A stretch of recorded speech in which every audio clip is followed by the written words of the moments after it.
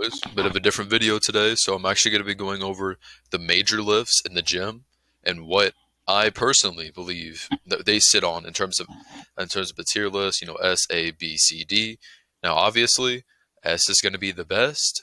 D is going to be the worst. In fact, you know what? We're actually going to make one below it, and that's going to be F tier. Oh, actually, wait, no, I forgot how these things work. It's like this. Yeah, we're going to make F tier. Anyways, this is simply based off of my personal opinions and what has personally worked for me. So if you guys don't know who I am, my name is Sam. I've been lifting for about 2 years now, and really I'm in this intermediate stage, and I'm just giving you guys my advice. So, first one on here is face pulls. Yeah, that's face pulls. I'm gonna have to give face pulls a C tier because to be honest with you, so face pulls normally are meant to work out your rear delts, which rear delts is probably everybody's weakest muscle group. To be honest with you, rear delts is not somebody's strong point. It's never somebody's strong point because most of the time, most of the training we do does not train rear delts. But there's just more effective ways to actually train the rear delts. You have your cable crossovers. You have your rear delt. Yeah, bent over rows. And I mean, there's better movements for it. It's not bad, I will tell you that, but I won't say it's like an amazing movement. I'd say it's a decent way to build rear delts, but I personally believe there's a better ways to actually build them. So we have the row. We have the barbell row. This is honestly gonna be S tier. I gotta be honest with you guys. Bent over rows are simply one of the best movements. Like let's say you only had access to a few movements that you could do. You could only do maybe 5, 6 lifts. I will tell you guys that doing bent over rows is going to be one of the best movements you can do. One of the best movements because you're actually working out almost your entire back and especially putting a lot of emphasis on your lats, which is obviously if you're trying to build for aesthetics and just trying to build a stronger frame in general, building a stronger back and a bigger back is going to be exceptional for you. Like there's so many, and it's not just limited to barbell rows, but really just any sort of rowing movement to begin with. If you're not already, then you need to start doing a rowing movement because this is how you actually build emphasis on your back. It's going to isolate really the lats, and while also building your biceps and also building your traps. It's just a really good movement to do. Absolutely recommended. Next one is looks like shoulder press, sitting down shoulder press. I'm going to give this a solid A tier because this is normally what I do for my shoulders, for generally building up my shoulders, is simply just doing sitting down in a chair and doing it up and down. And I don't know, is there standing? There is a standing overhead press. Yep. So we're not gonna we're not gonna put this. If I was gonna say if this is the only one we had, then I would put it S tier. But since we had, let's go ahead and put overhead press in S tier. It is absolutely an essential thing for you actually building your shoulders and building your upper body. So when it's sitting down, I mean, I guess you're saving yourself from like the spine decompression since you're putting something over your head and pushing up. But let me tell you guys that like whenever you're actually standing up and doing it, there's so much more benefit. So a lot of the times, and this goes outside of just building muscle and strength, but more so of like building good joints and building a good rotator cuff and actually having good shoulders. A lot of people they don't are not used to putting their arm over their head and their shoulders get really tight. And what this actually does, what actually doing standing overhead presses is actually going to help you build stronger, more resilient shoulders. And so it's absolutely essential, even if you're somebody who is older and you're not trying to get big, it's absolutely essential for actually building strong shoulders. So it's something that when I've started to do it, like it just whenever you're doing it, you just feel strong when you do it. It's absolutely amazing for building up your shoulders. It's really nothing else I can think of that's a better shoulder exercise than simply just doing standing overhead press. Absolutely essential. Now, if you don't want to do standing overhead press, then it's okay. You can do this. I'm just saying if you want a lot of the additional benefits, you can start doing standing overhead press. So the barbell squat, another S tier. These are all movements that you should be doing right now.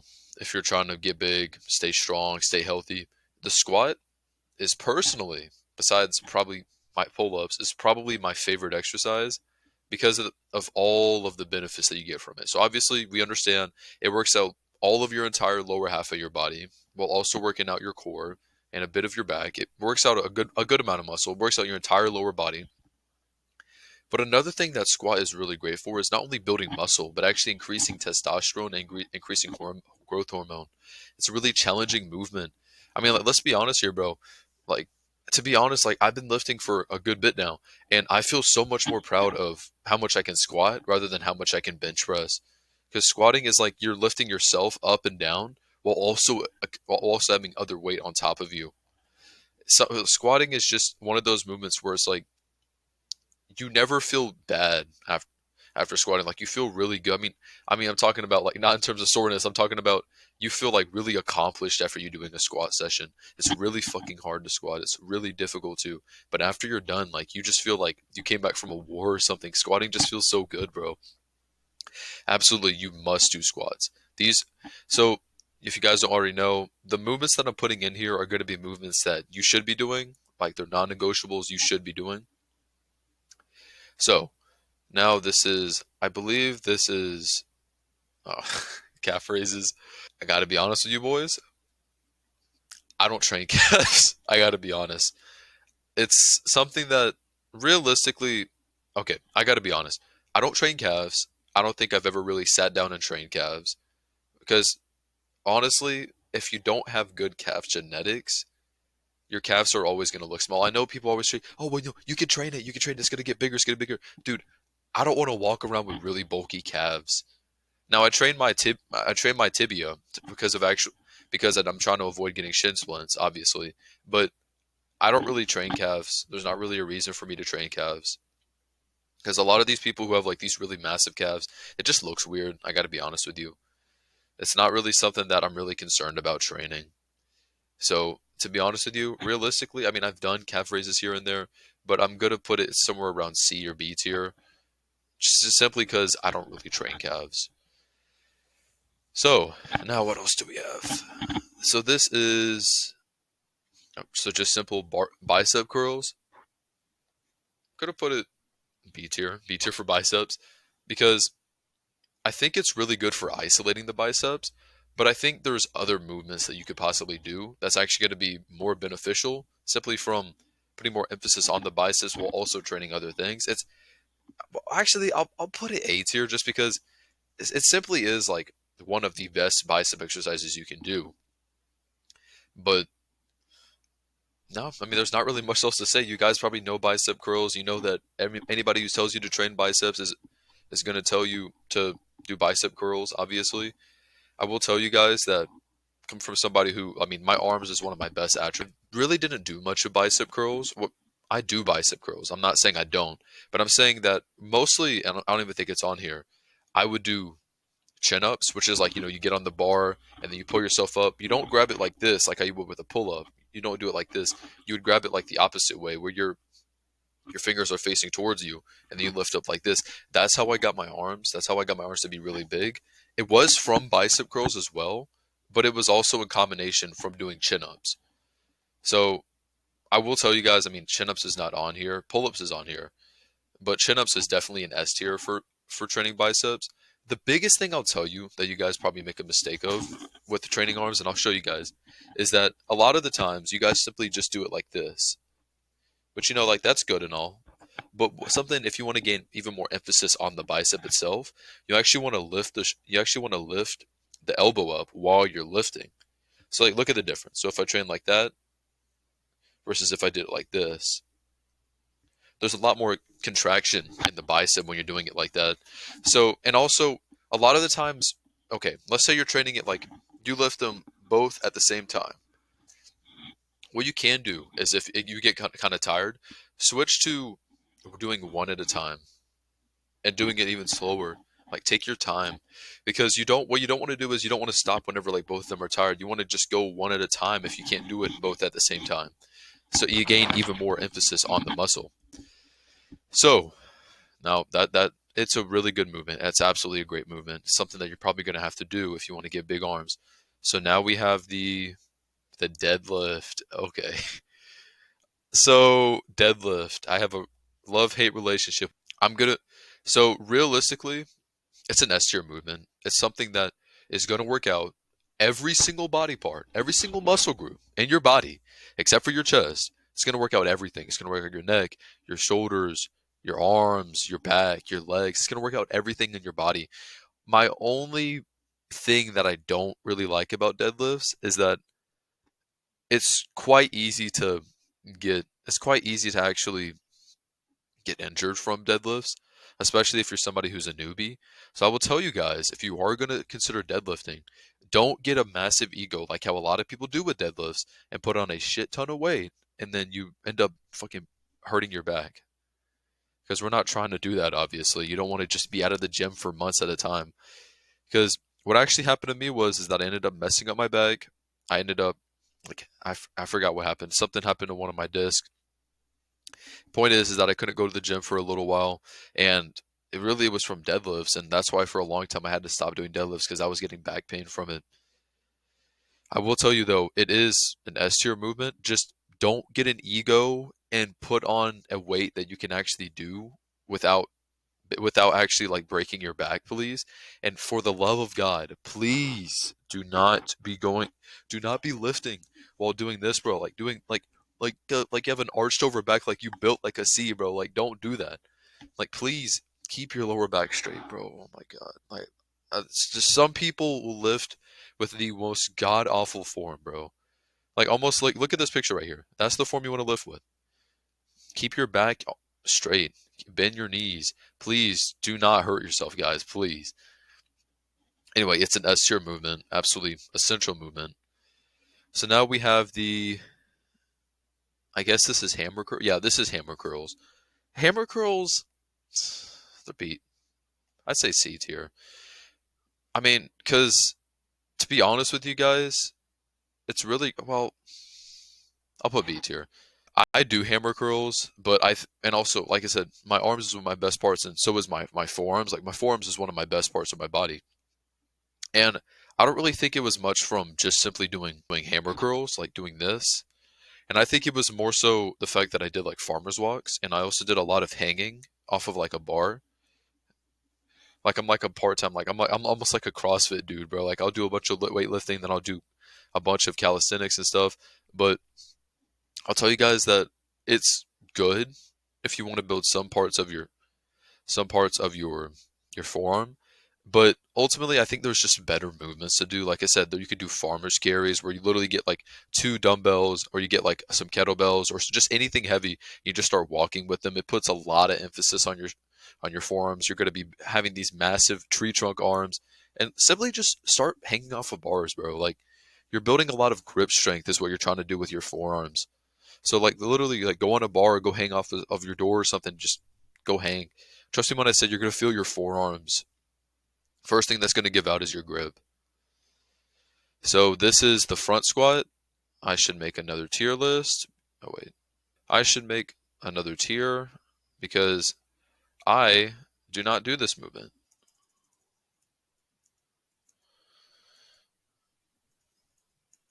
I haven't done this movement. Yep. Okay, so I'm just gonna tell you guys. Okay, let's go on and put let's go on and put these in there, and let's go on and put this in there. I've never done front squat. I don't really know exactly. I mean, I think I people talk about how it has more emphasis on certain parts, but personally, it's just never been something that I felt like I had to do. It looks cool as hell. Like, don't get me wrong, it looks really fucking cool. It's just never been something that I had ever felt like I had to do. So let's go ahead and get the big ones out of the way. So this is Skull Crushers. Oh Lord, Skull Crushers. They are a good A tier. Really good movement. If you're trying to put a lot of emphasis on your shoulders and also at the same time your triceps, absolutely great movement. The biggest thing to note about this and why it's not exactly S tier is just simply because majority of people don't do skull crushers right. They'll put it like right above their head instead of behind their head to actually get the most contraction. You want to actually perform it with the right movement and take it really slow because it's really easy, especially when you're using an easy bar, which is like with all the bumps and stuff. It's really easy to actually put more emphasis on your forearms than your actual triceps. So what I will tell you is that like lower the weight, really try to break down the form because a lot of the times, like I said, people will perform it wrong. For the longest time, I did skull crushers, ended up getting my arms bigger, ended up getting my forearms bigger instead because I didn't know how to do the form correctly. Absolutely amazing movement for triceps, one of the best movements for triceps. So now the pull down. Okay, let's go ahead and get these two out of the way. The pull down and the pull up. So I feel like the pull down is probably going to be a good A tier, while the pull up is S tier. And I'm actually going to do. I'm actually. It's not saying it on. It's not. It doesn't say this on here, but I'm going to put this as the pull up slash chin up. So like either this or this. Same thing with this, like the pull down or chin down, chin up, whatever. It doesn't matter. Point is I will tell you guys in terms of building more relative strength and targeting more of the muscles. Pull ups and chin ups are just simply better. Now, if you're somebody who is training a whole lot of back and it's simply harder to actually do, it's just harder. Like, okay, for instance, you have a back day, you try to get deadlifts out of the way because you should be doing deadlifts first. It's a lot harder to get up on the bar and actually do pull ups. It's much easier to actually do pull downs. Then I understand that that's fine, but in terms of actual like really they really target about the same muscles, but there's something about pull-ups and pull-downs. No, there's something about pull-ups and then chin-ups. It almost feels like you have like more isolation. I don't really know what it is. It's like it's harder to put more emphasis on your shoulder on your biceps while you're doing pull-ups, which is something that happens a lot. A lot of people do pull-ups, but really they're just using their arms. Same thing happens in rows. It's because back and biceps are just so connected for some reason. I will tell you guys, if you don't like pull-ups, pull down is going to be completely fine. You're going to be building a lot of muscle from it. This is just personally from bias, to be honest with you. I just like pull-ups more, and I feel like you're lifting more. It's more relative strength because you're lifting your entire body up off the ground with just like your arms and then your back. And at the same time, dude, have you seen people who do like weighted pull-ups and weighted chin ups? They're absolutely massive. I've just recently started getting into it. Like I said, it's mostly biased to be honest with you. So let's go ahead. So tricep extensions. I feel like this probably is going to be a B tier. It's good. I don't think it's as good as Skull Crushers. Not really else notice. No, not really else noteworthy to say about it. I will say there is two different varieties. So people do it with ropes. That's fine. But if you have like you're using like the small little bar, and I don't know if it's on here. It's like the small little bar, and you know you could press it down like this. But what I actually found was, and this is if you have good wrist, by the way. I don't want you to fuck up your wrist. If you actually grab it like this, like same grip you grab a chin up with, or same grip you grab a if you're doing bicep curls. You start up here and you actually do it like this. I feel like I have more contraction in my triceps. Now you don't need to do this because I know it is rougher on your. It is much more rougher on your wrist, and obviously I don't want you to fuck up your wrist. But I'm just saying try it out. Try to figure out what tricep extensions you like the most. That's it for that. So now we're gonna get into let's go ahead and get the leg movement so we can talk about the rest of the chest stuff. So leg press, I used to really not like leg press, but I've started to do it a little more recently. And I think it's a really good like for some reason I get a really good pump from leg press. Like I feel a really good pump in my legs from leg press. Would I say it's as good as squat? No. But I would say if you're somebody who is scared of squatting, who is scared of like because squat can be kind of dangerous if you're not doing it properly, then leg press is a great alternative. But I would say I would still tell people to try and do squat over leg press. But if you don't want to do squat, or maybe you want to do squat and leg press, that's great. It's probably the second best leg movement that you're going to be doing besides like lunges. So now we're in the upper body movement. So this let's go in and get this stuff out of the way. So lateral raises, absolutely, you have to do lateral raises. I don't want to put it S tier because it's not that good, but it's something that is absolutely necessary if you're trying to build your side delts, which really is the thing that people are going to look at the most. When people say, "Oh, he has big shoulders," they're really just talking about the side delts, really. Absolutely, I don't think I need to sit here and explain this. Cable, cable crossovers, or yeah, cable chest flies. I love cable cross flies. They feel so good. For some reason, like I don't know, you feel your chest so much when you actually get into the right movement and you actually put it over, you feel it in your chest. It feels really great. Absolutely great movement for building your entire chest. And so we have regular bench press and then we have incline bench press. So I got to be honest. Okay. Incline S tier because you're actually focusing on the top of the chest, which is the stuff that people actually say, "Oh yeah, he's got a big chest." They're thinking about your top chest. Bench press, I feel like I can't put incline in S tier without putting bench in there as well. So it's funny how I'm putting all these movements in there. I think I'll put cable crossovers in A tier. They're really great movements. So these are all okay. You're just trying to skip the video. Do these movements. Do squat, rows, overhead press, pull ups slash chin ups, bench press, incline, and then deadlift. These are all movements like, let's say you weren't going to do the rest of the movements and you were literally just going to you're just going to comprise a workout of just a few movements. Do these movements. These are all movements that are going to be changing your life. They're going to be changing the way you look. They're going to be changing your strength. You're going to grow stronger. These are the movements that you want to actually try to do. You want to implement into your routine. And by the way, obviously, this is my personal advice.